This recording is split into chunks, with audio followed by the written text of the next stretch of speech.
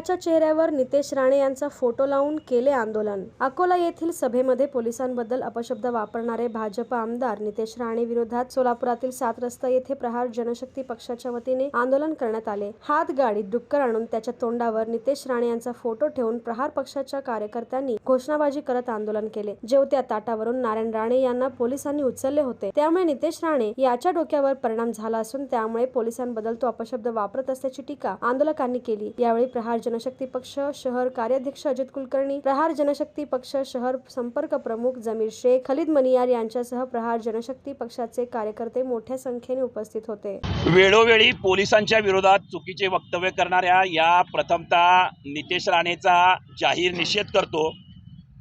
कुठेतरी जातीय द्वेष निर्माण करणे, जातीय तेढ निर्माण करणे, कुठेतरी पोलिसांच्या विरोधात चुकीचं वक्तव्य करणे।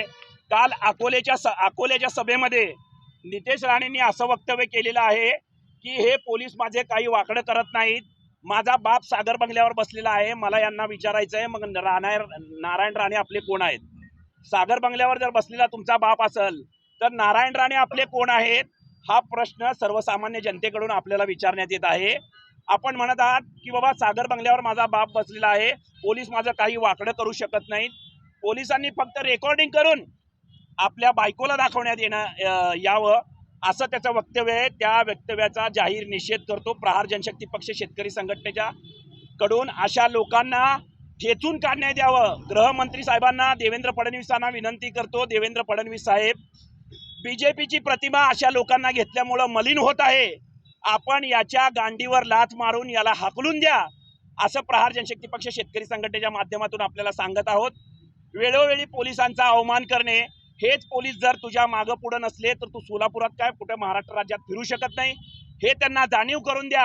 आणि जेवणाच्या ताटावरनं त्यांच्या वडिलाला उचलल्यामुळं नितेश राणे पोलिसांच्या मागं लागलेत असं मला म्हणायचं आहे। पण लक्षात ठेव, पोलिसाची काठी कुठलंही जात धर्म काही न बघता प्रत्येकाच्या गांडीवर किंवा अंगावर पडत असतं, हे फक्त लक्षात ठेव।